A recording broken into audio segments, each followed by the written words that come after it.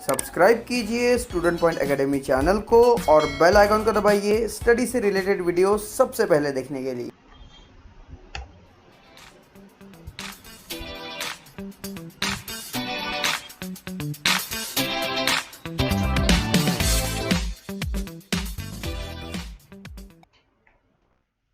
नमस्कार दोस्तों, student point academy में आप सभी का स्वागत है। दोस्तों आज हम करने जा रहे हैं लेसन 5 हीट में। आज का हमारा टॉपिक है न्यूमेरिकल्स और न्यूमेरिकल्स में हम देखने वाले हैं आपके बुक में पेज नंबर 68 69 पर जो सॉल्व एग्जाम्पल दिए हैं उन सॉल्व एग्जाम्पल को हम सॉल्व करने वाले हैं। ओके, तो स्टूडेंट्स अगर आप इस चैनल पर नए हैं या फिर हमारे चैनल को आपने अभी तक सब्सक्राइब नहीं किया तो प्लीज सब्सक्राइब हो चैनल, और आपने इस वीडियो के पहले के अगर वीडियोस नहीं दिखे हैं तो ऊपर आई बटन दिया हुआ, आई बटन पे टाइप कीजिए, आपको पिछले वीडियोस की पूरी लिस्ट मिल जाएंगी, उसमें से आप बाकी वीडियोस देख सकते हैं। तो स्टूडेंट्स आइए सॉल्व करते हैं। आप स्क्रीन पर देख रहे हैं first question. So first question is how much heat energy is necessary to raise the temperature of 5 kg of water from 20 degree to 100 degree Celsius.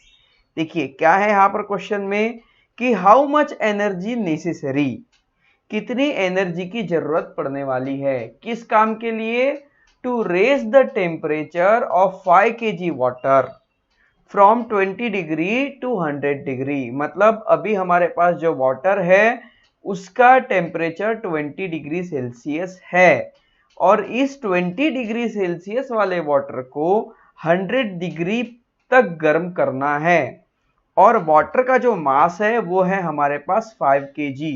तो 5 kg मास वाले वाटर को जिसका टेम्परेचर 20 डिग्री है उसे 100 डिग्री तक लेके जाना है, तो कितनी एनर्जी प्रोवाइड करनी पड़ेगी वो इस क्वेश्चन में हमें पूछा है। ओके, तो आइए इसे सॉल्व करते हैं। बहुत बढ़िया और सिंपल सा क्वेश्चन है। तो लिखेंगे सबसे पहले गिवन जो हमें यहाँ पर दिया हुआ है। ओके, क्या दिया हुआ है स्टूडेंट्स? गिवन में दिया हुआ है मास of water. Okay, mass of water जिसे हम कहेंगे m और वो है 5 kg। ओके, उसके बाद हमें क्या दिया हुआ है? देखिए यहां पर अब क्या हो रहा है, वाटर। अब वाटर को गर्म करना है तो हमें स्पेसिफिक हीट ऑफ वाटर पता होनी चाहिए। ओके, तो स्पेसिफिक हीट ऑफ वाटर क्या है? Specific heat of water is equal to, हम इसे क्या कहेंगे? C कहते हैं स्पेसिफिक हीट को, और वो कितनी है? वो है 1 किलो कैलोरी पर केजी। Okay, degree Celsius. ये है वाटर की स्पेसिफिक हीट जो आपके क्वेश्चन में तो नहीं दी है पर आपको यहां पर पता होना चाहिए। उसके बाद साथ में क्या हो रहा है? टेम्परेचर में बदलाव। टेम्परेचर 20 डिग्री से 100 की ओर जा रहा है, तो यहां पर लिखेंगे change in temperature. Okay, temperature का शॉर्ट में लिख दिया। तो चेंज इन टेम्परेचर को किससे डिनोट करेंगे? Delta T. ओके, और वो कितना है? 100 डिग्री टेम्परेचर हुआ है। ओके, पहले कितना था? 20 डिग्री, तो 100 माइनस 20 कितना? 80 डिग्री सेल्सियस टेम्परेचर चेंज हुआ है। ओके, समझ में आया स्टूडेंट्स? वाटर का मास 5 kg, वाटर की स्पेसिफिक हीट 1 किलो कैलोरी पर किलोग्राम डिग्री सेल्सियस, और चेंज इन टेम्परेचर, टेम्परेचर में कितना बदलाव हुआ। ओके, अब हमें क्या पता करना है? How much heat energy is necessary, कितनी हीट एनर्जी यहां पर देनी होगी। ओके, तो एनर्जी जितनी सप्लाई होगी उतनी ही एनर्जी गेन होगी।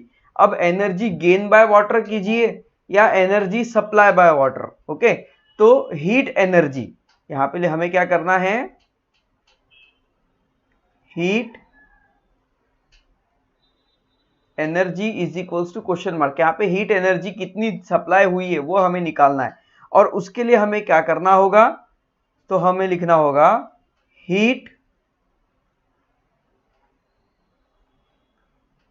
Energy is equals to mass of water into its specific heat into change in temperature.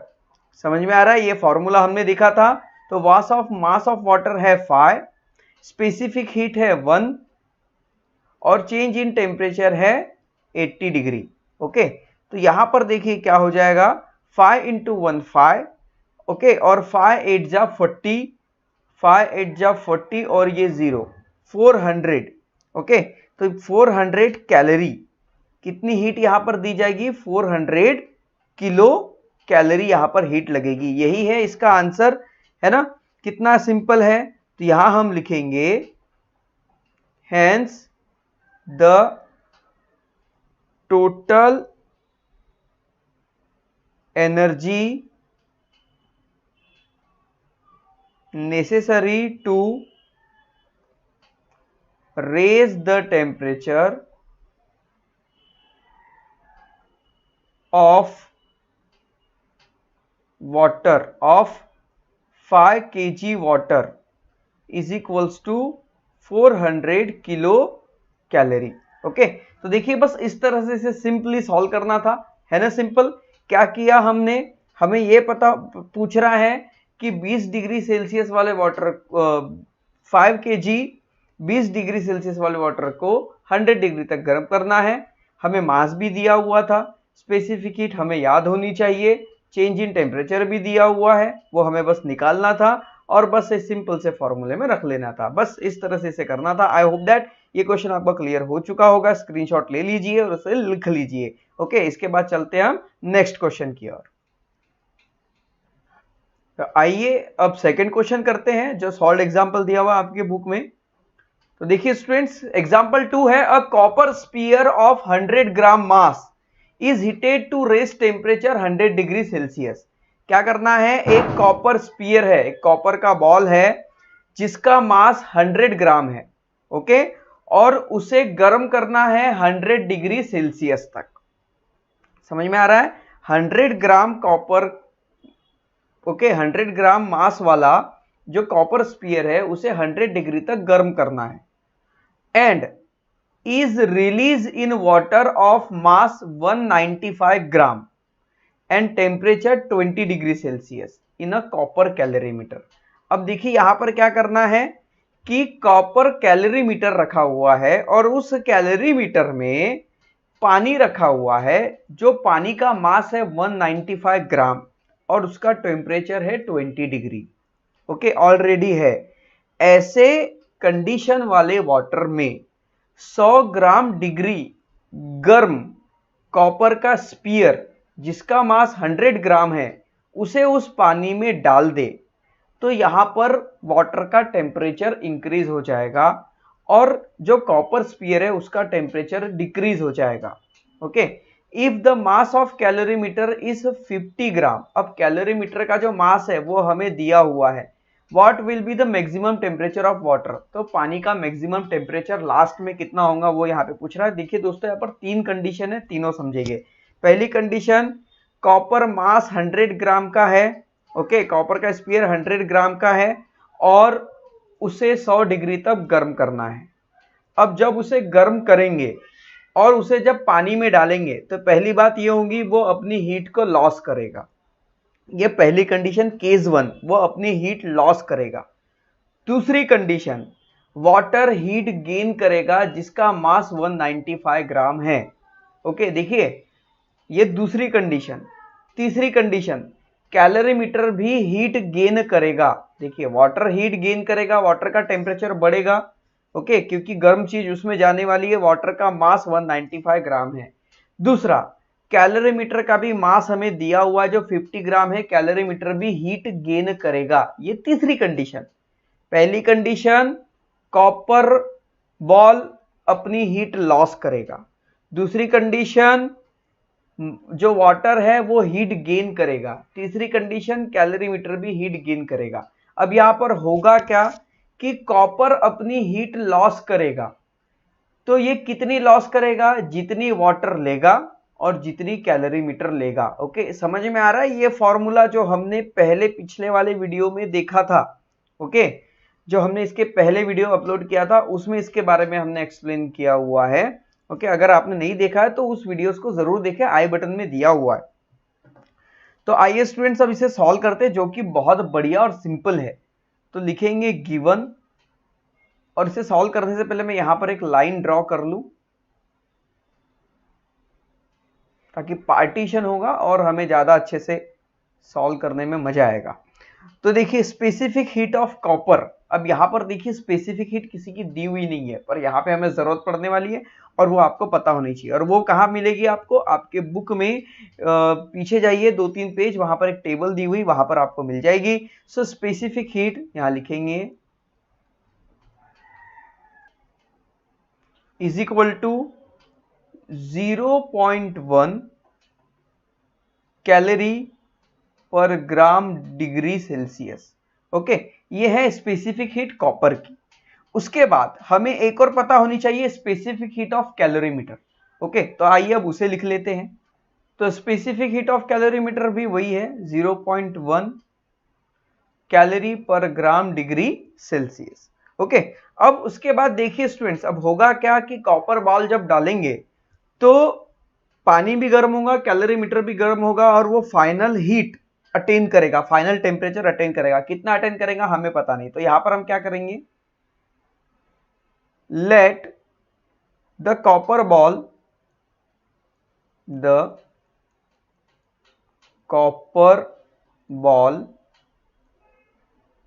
water and calorimeter attain final temperature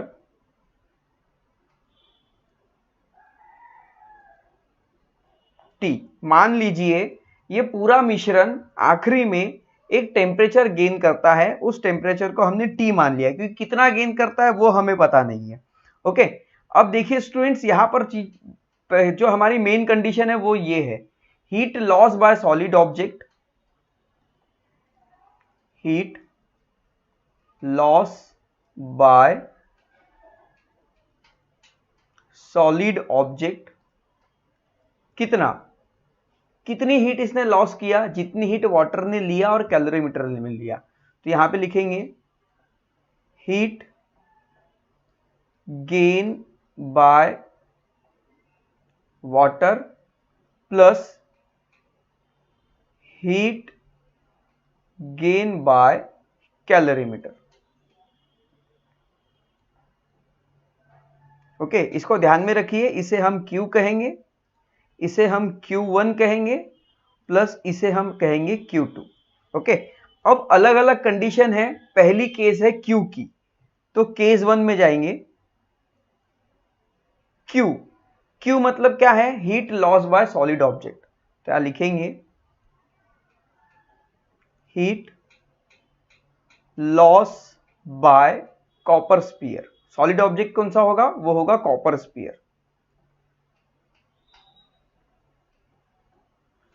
okay, अब कॉपर स्पीयर हीट जो लॉस करेगा वो किस तरह से लॉस करेगा, उसके लिए हमें क्या पता होना चाहिए, उसका मास, उसकी स्पेसिफिक हीट और उसका टेम्परेचर में कितना चेंज हुआ ये।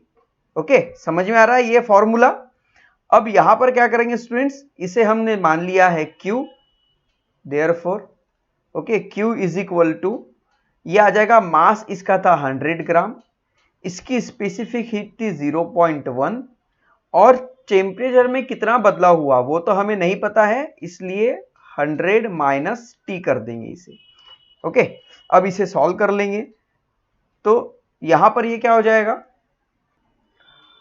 100 इंटू 1 हो जाएगा स्टूडेंट, 100 इंटू 0.1 करेंगे मल्टीप्लाई तो आएगा 10, और ये हो जाएगा 10 इंटू 100 माइनस T।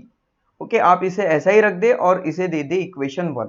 ओके, अब दूसरी बात की ओर चलते हैं, Q1 क्या है, हीट गेन बाय वाटर, तो यहां लिखेंगे heat gain by water, heat gain by water को हमने क्या दिया है Q1। ओके, अब हीट गेन बाय वाटर, उसके लिए हमें क्या पता होना चाहिए, उसका मास, उसकी स्पेसिफिक हीट और टेम्परेचर में कितना चेंजेस हुआ है ये।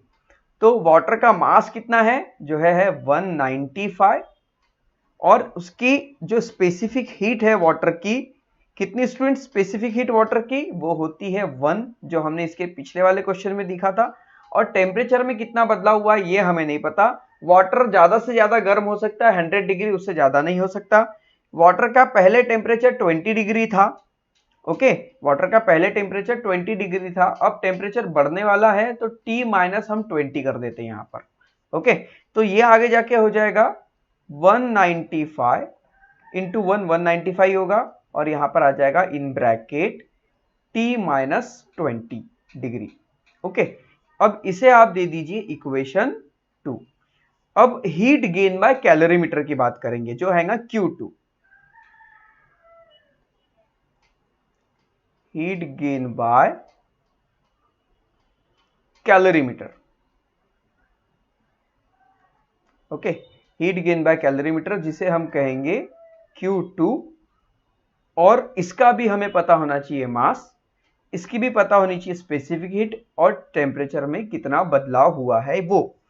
तो इसका जो मास है वो है 50 ग्राम, इसकी स्पेसिफिक हीट है 0.1, और इसका जो टेम्परेचर है वो है कितना चेंज हुआ होगा, 20 डिग्री पहले था, अब थोड़ा बड़ा होगा, कितना बड़ा वो हमें नहीं पता, तो हम यहां पर भी T माइनस 20 कर देंगे।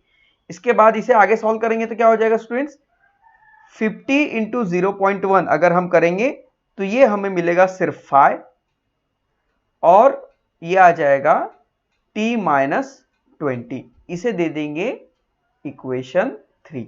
ओके, अब इक्वेशन 1, 2 एंड 3 की मदद से तो यहां लिखेंगे from equation 1, 2 and 3 Q is equals to Q1 plus Q2। ध्यान में रखिए, अब Q कितना मिला हमें, Q यहां पर मिल गया 10 multiply by 100 minus T is equal to Q1 हमें कितना मिला है, वो है 195 multiply by T minus 20, plus Q2 हमें कितना मिला है, वो है 5 multiply by T minus 20। Okay, अब यहां पर देखिए 195, देखिए T माइनस 20 कॉमन है, तो यहां पर हम कर देंगे इसे 10 100 minus T is equals to 195, और ये 5 आ जाएगा 200, और इसे एक ही बार लिख देंगे जो आएगा T माइनस 20। ओके, अब इसे और आगे सॉल्व कर देंगे।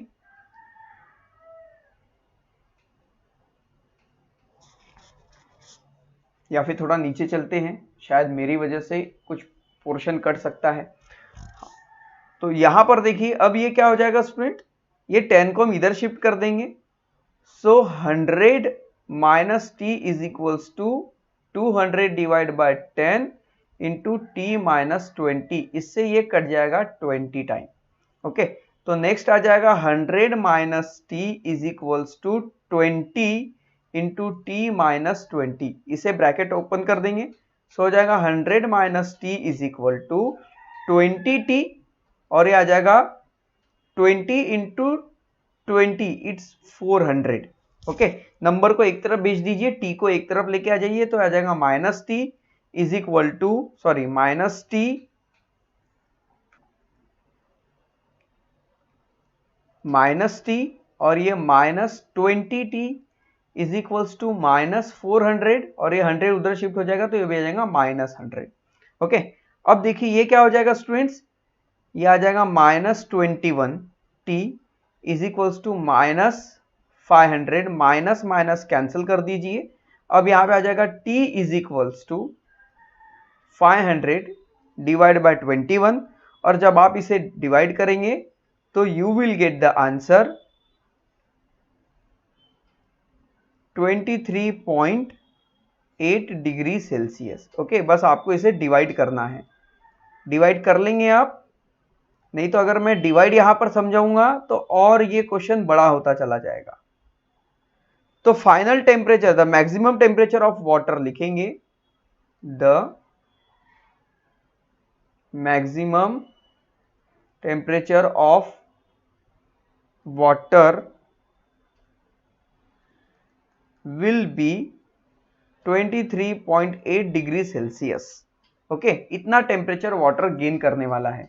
ओके, अगर आपने इसे लिखा नहीं है तो लिख लीजिए। देखिए बस मैंने इतना कर दिया है, पहले स्क्रीनशॉट इसका ले लीजिए। अब धीरे से ऊपर करते हैं, अब इतना स्क्रीनशॉट ले लीजिए। ओके, समझ में आ गया होगा। I hope that easy question था ये। बस थोड़ा सा एक्सप्लेन करते समय आराम से चलते हैं ताकि आपको कोई कंफ्यूजन ना हो। स्पीडली पढ़ाने में कोई दिक्कत नहीं है, मैं फटाफट बता दूंगा, पर वैसा नहीं है, हम धीरे धीरे चलते हैं। ओके, अगर इस क्वेश्चन को फिर से कोई कंफ्यूजन होगा, थोड़ा सा वीडियो रिमाइंड कीजिए और फिर से एक बार देख लीजिए। ओके, अब आइए थर्ड क्वेश्चन की ओर बढ़ते हैं।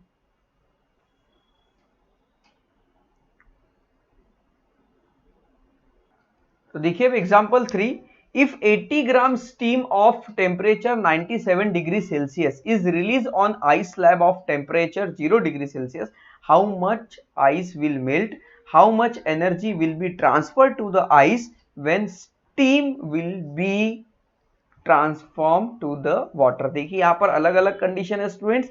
यहाँ पर देखिए क्या है, 80 ग्राम की स्टीम है जिसका टेम्परेचर 97 डिग्री सेल्सियस है, और ये 80 ग्राम मास वाला जो स्टीम है जिसका 97 डिग्री टेम्परेचर है, इतनी गर्म हीट जो स्टीम है, उस स्टीम को अगर आइस के स्लैब पर छोड़ा जाए, मतलब बर्फ का टुकड़ा रखा हुआ है, उस पर 97 डिग्री सेल्सियस की गर्म स्टीम जो 80 ग्राम पानी से बनेगी, उसे अगर उस पर छोड़ दिया जाए, अब आइस जो है वो 0 डिग्री सेल्सियस का है, तो क्वेश्चन ये बनता है कि how much ice will melt, कितना बर्फ पिघलेगा।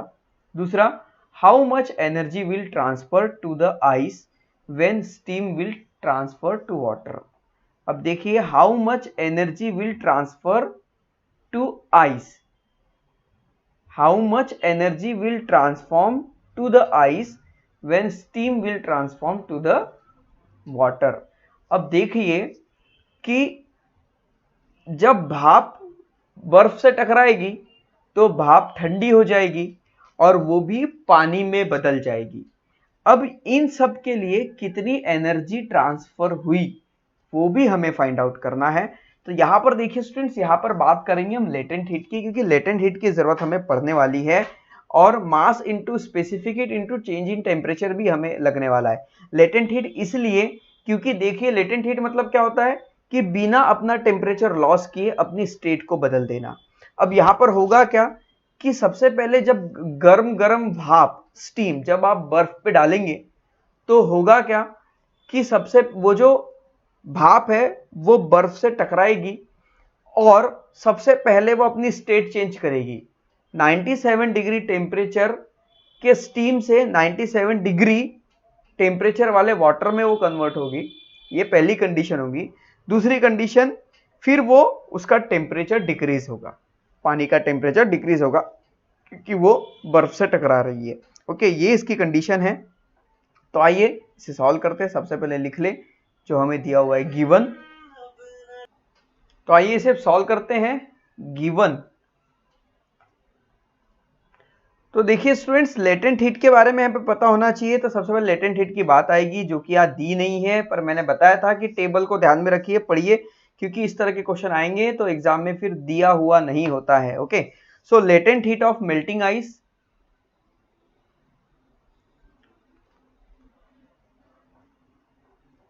Latent heat of melting ice,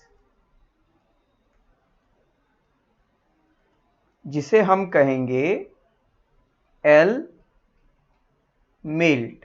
okay, इस तरह से शॉर्ट में इसे लिख सकते हैं, जो होगी 80 कैलोरी के पर ग्राम। ओके, ये है लेटेंट हीट आइस की। और लेटेंट हीट ऑफ वेपोराइजेशन, क्योंकि यहां पर क्या हो रहा है, वेपर से वाटर डायरेक्ट बन जाएगा। Okay, so latent heat of vaporisation, तो लेटेंट हीट ऑफ वेपोराइजेशन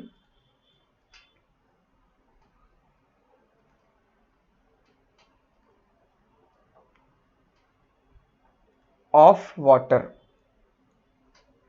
किसका, लेटेंट हीट ऑफ वेपोराइजेशन किसका, वाटर का। इज इक्वल्स टू यहाँ पर लेटेंट वेप, और वो कितना है, वो है 540 कैलोरी पर ग्राम। ओके, ये आपको ध्यान में रखना होगा। उसके बाद अब देखिए स्टूडेंट्स, मास की बात करें, सो मास ऑफ स्टीम वो है 80 ग्राम। ओके, उसके बाद टेम्परेचर ऑफ स्टीम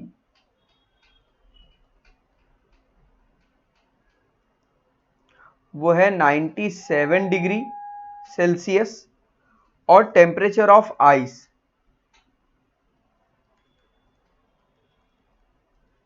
और वो है 0 डिग्री सेल्सियस।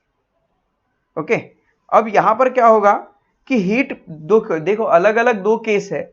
ओके, यहां पर पहले केस की बात करेंगे, तो अब यहां पर फर्स्ट केस की बात करेंगे, तो देखिए फर्स्ट केस हमने यहां पर लिखा हुआ है, क्या है, heat release during conversion of steam of 97 degree Celsius into water of temperature 97 degree Celsius. देखिए लेटेंट हीट की बात हो रही है, तो सबसे पहले क्या करेगा कि जो स्टीम है वो 97 डिग्री टेम्परेचर का है, वह जैसे ही बर्फ से टकराएगा अपनी स्टेट बदल देगा और वो आ जाएगा वाटर में, और उस समय वाटर भी 97 डिग्री टेम्परेचर का ही होगा। तो इसे इज इक्वल टू में हम कैसे लिखेंगे, m into L. Latent heat का फॉर्मूला क्या है, m इंटू एल। ओके, यहां पर लेटेंट हीट की ही बात हो रही है, तो यहां पर क्या आ जाएगा, मास किसका, स्टीम का, इंटू लेटेंट हीट किसका, वेपोराइजेशन का। तो मास कितना है 80, ओके, और लेटेंट हीट कितनी है यहां पर 540। इन दोनों को मल्टीप्लाई कर दीजिए। ओके, या फिर मल्टीप्लाई नहीं करना है या मल्टीप्लाई कर देते हैं पहले, या फिर एक काम करते हैं, सबसे बढ़िया है इसे हम इक्वेशन 1 दे देते हैं। अब आएंगे केस 2 पर, case second. Okay, second case क्या है हमारा, वो हम लिख ले पहले। देखिए अब केस सेकंड क्या है, पहला केस हमने समझ लिया है 97 स्टीम से 97 का वाटर। दूसरा केस क्या होगा, heat release during conversion of water 97 degree Celsius into water 0 degree Celsius, क्योंकि अब पानी जो है वो 97 डिग्री सेल्सियस का है, जो अब बर्फ से टकरा रहा है, बर्फ 0 डिग्री सेल्सियस का, तो पानी भी ठंडा होके 0 डिग्री पर जाएगा। ओके, अब यहां पर इसका टेम्परेचर डिक्रीज हो रहा है। ओके, अब टेम्परेचर डिक्रीज हो रहा है तो इसके लिए फॉर्मूला क्या लगता है, mass into specific heat into change in temperature.